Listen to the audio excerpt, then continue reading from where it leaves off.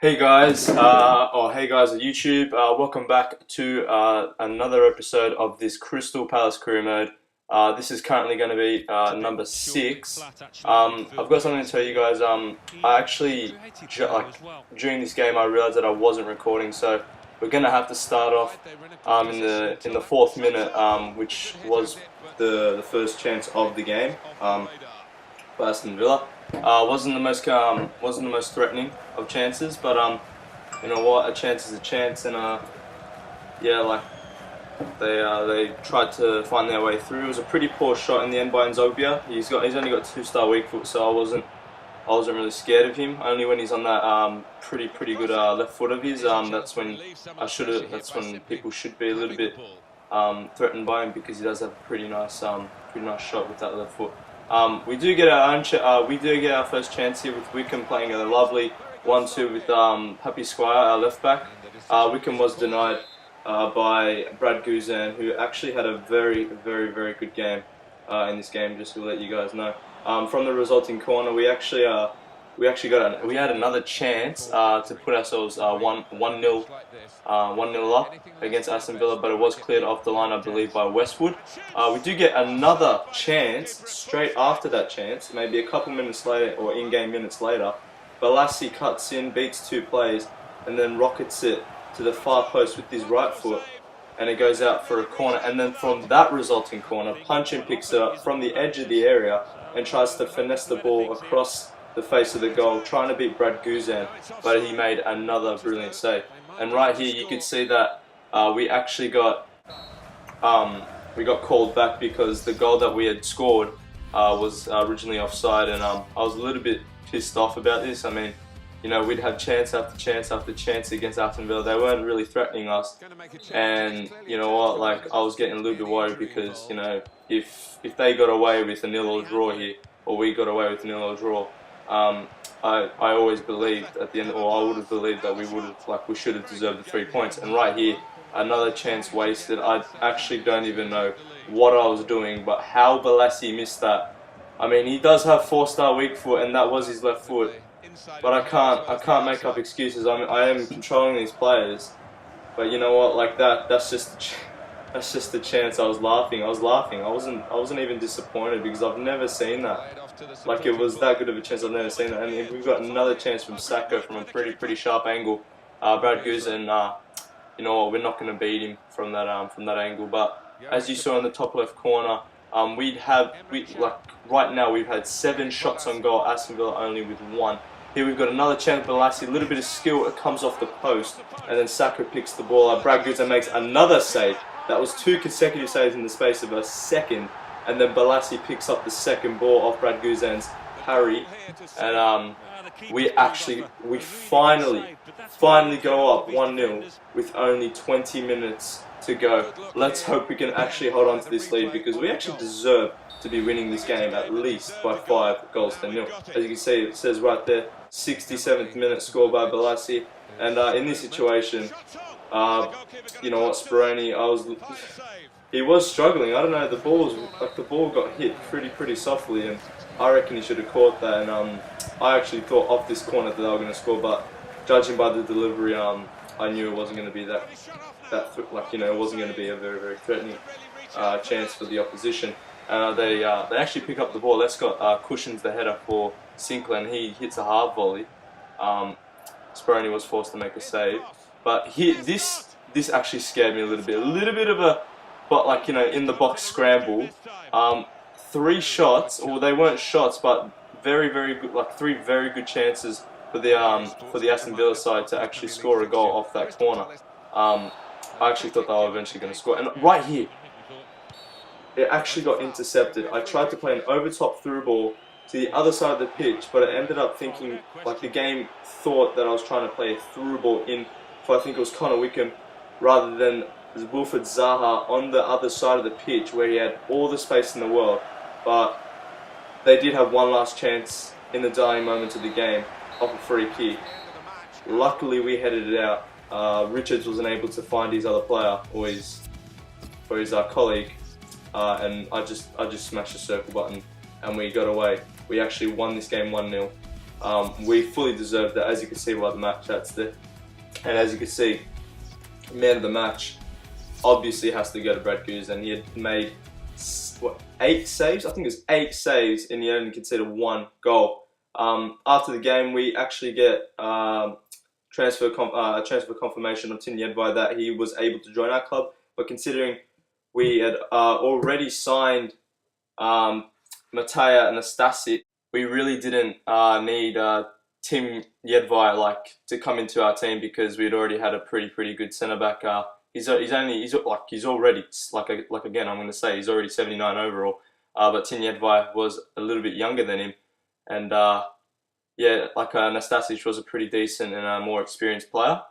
And right here you could see our 4th game, our 4th game in the season is against Chelsea. So we've already had Arsenal, which we did fortunately pick up a draw to pick up that very vital point.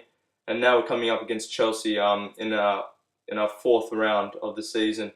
Making a couple of changes here, starting Kovalenko over Punchin and Jedinak over, I believe, Emre Can. Just want to give them a rest. I just want to see what Kovalenko is like at the start of the game, because I haven't really been using him, but a lot of people have been saying, especially, I've been researching him, been seeing how good of a player he is, what type of, how much potential he's got, where he can grow to, and all that stuff. And people have been saying that he's a very talented player. He does have the potential to get into the mid-80s, and you know what, I think picking him up for just under 5 million, 6.5 million, could turn out to be a pretty good bargain.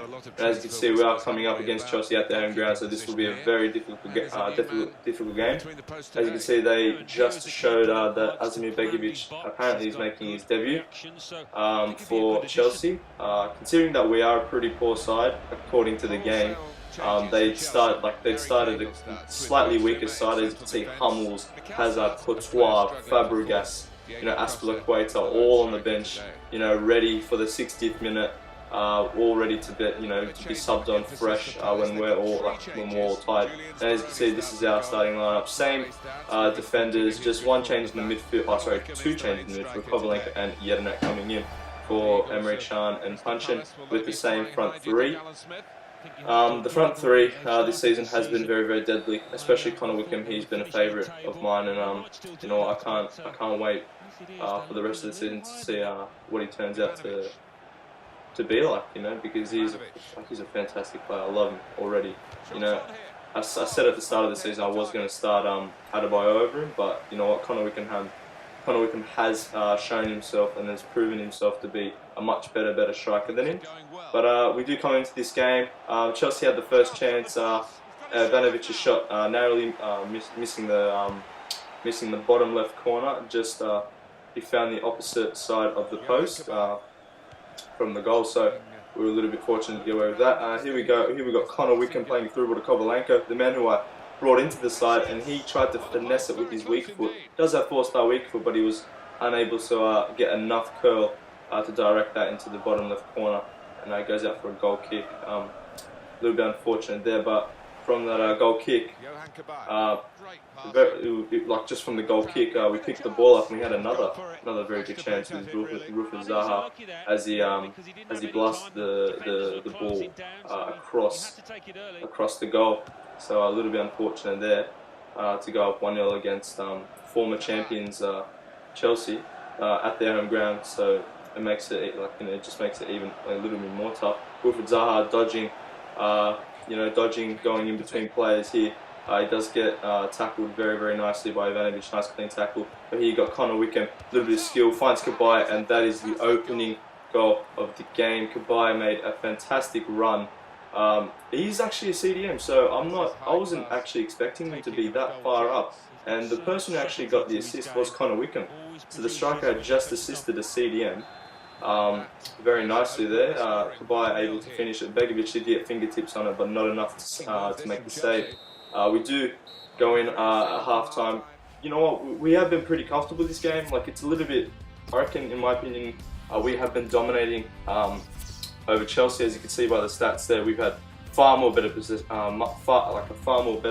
possession stat than Chelsea.